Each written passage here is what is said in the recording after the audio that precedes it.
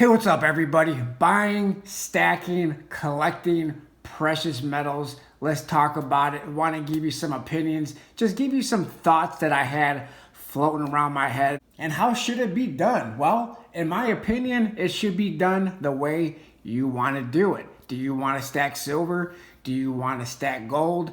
How much silver you want to stack? How much gold do you want to stack? Do you not want to stack any, and do you just want to be a collector? You're a collector of shiny things. When I first got into this precious metals community, stacking, collecting precious metals, I was primarily stacking silver, stacking American Silver Eagles, stacking generic silver, stacking basically whatever it was I could get my hands on. Started in 2016. Prices at that time, in my opinion, were a little bit elevated. Premiums were a little bit elevated, especially on silver.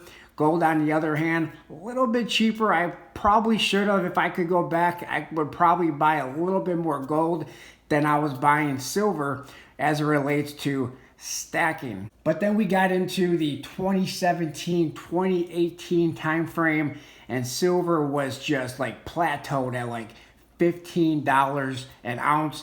Premiums were at like all-time lows as far as premiums are concerned. You were able to get American Silver Eagles out the door for under $18 per ounce, especially if you were buying them by the tube. If you were buying them by the tube, you were able to get them right around $17, and that's what I was getting them at.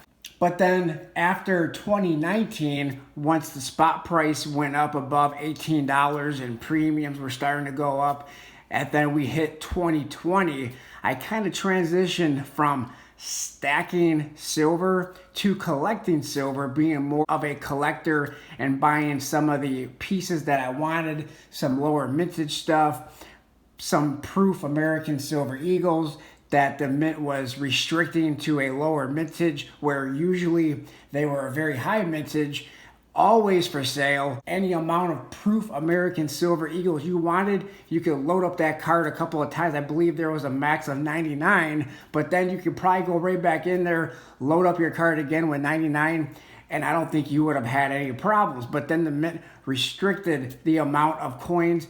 They put a limitation, they put a product limit, they put a mintage limit on a lot of these products, which made them more desirable. So I decided, instead of stacking high premium bullion, I was going to start collecting a little bit higher premium, but way lower mintage of the collectible United States Mint products. And that's exactly what I did. So while collecting some silver items, some silver coins, lower mintage silver coins, such as, well, I'm going to have to show these, like the 2021 peace dollar. I would be remiss if I didn't show off some of those. And then, of course, you have the 2021 Morgan silver dollars, like that one right there. And then those are the kind of things that I was buying in 2020 and in 2021 while stacking gold. So I kind of became more of a silver collector, not so much silver stacker because of the high premiums on silver bullion, but at the same time stacking some gold. And that's kind of the way that I changed over the years, from starting out in 2015, 2016. I started my YouTube channel in 2016, but really started stacking silver hard in 2015, and then started my YouTube channel in 2016. And really during that time up until 2018, late 2018, really stacking silver with a vengeance. And then once the price started to go up and premium started to go up, especially in March of 2020, then I kind of laid off stacking silver and just collecting certain pieces that I wanted in silver, and then focus more on stacking the gold. So I think over time, as your stacking, collecting journey moves on, sometimes your strategies change, sometimes your tastes change, and that's exactly what happened to me.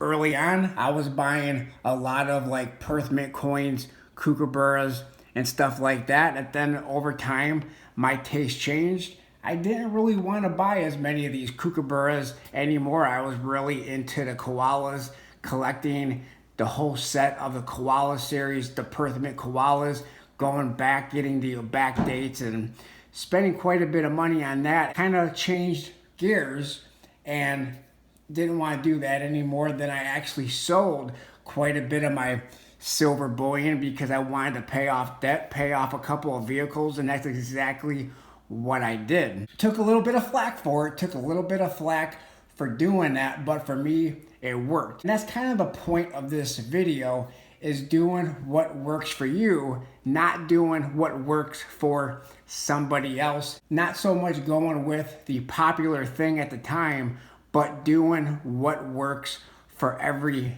individual at that time and not following trends. Trends are it's probably not the best thing, in my opinion, to be doing. Of course, none of this is financial advice. This is all just my opinion and what works for me. What works for me may not work for somebody else. Some people may view silver as being very undervalued at the current time, and then other people may view, like I do, silver being maybe not so much undervalued or overvalued, but just the premiums are just out of control, insane, and I'm just not willing to put a whole lot of my money into them record high premiums. Over the course of the last 2 years, I think I've bought 3 ounces of silver bullion. That's not any kind of like collectible item or anything like that. I've bought quite a bit of silver, but most of the silver that I've bought had lower mintages, much more collectible, holds its value over what the spot price is, does not really fluctuate much on spot price. It mainly fluctuates on demand. Over the last couple of years, I have bought, a couple of American Silver Eagle bullion coins, but not many. Like I said, I think I bought 3 of them. Didn't buy any generics, didn't buy any silver rounds or bars really.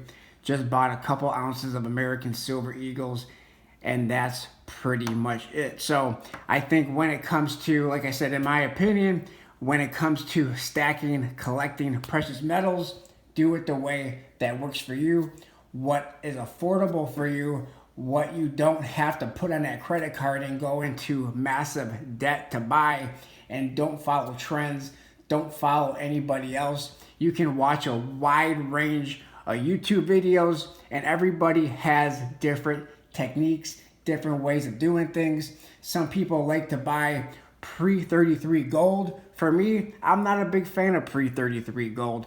I'm a big fan of gold bullion versus going after pre-33, more of a collectible side, more of a numismatic side of gold. And kind of the same thing with constitutional silver. You see a couple of tubes of constitutional silver. We have a roll of quarters, a roll of dimes. Constitutional silver, recently, the premiums on this stuff has skyrocketed. Back in 2017, you could get constitutional silver way under melt, where now I believe it's like 25, 22, 23, 24 times its face value. Where this stuff, last year in 2021, I did a couple of videos on a couple of different purchases that I made of constitutional silver, even though I haven't really been stacking silver too much, but this stuff came super cheap given the times that we're living in and the premiums that we're seeing. I bought this stuff for about 12 to 13 times face value, a big lot of constitutional silver, when at the time it was going between 18 and 20 times face value. So I viewed that as a no-brainer buy, even though I'm not stacking a lot of constitutional silver right now because of premiums and because, like I said, taste change, and I've been focusing more on collecting, buying more of a, collectible numismatic items versus buying a lot of silver bullion. And then when it comes to stacking, a little bit more of the gold, American Gold Eagles, mainly quarter ounce for me, mainly quarter ounce fractional American Gold Eagles, which do have a slightly higher premium than if you were to go with the 1 ounce version of the American Gold Eagle. But I do like these little quarter ounces. I used to buy some of the 1/10 ounce American Gold Eagles, but I kind of stopped doing that because of the fact that premiums are much higher on the 1/10 ounce size coins. But let me know what you guys think in the comment section down below. Just wanted to do a little quick video, kind of went all over the place in this video.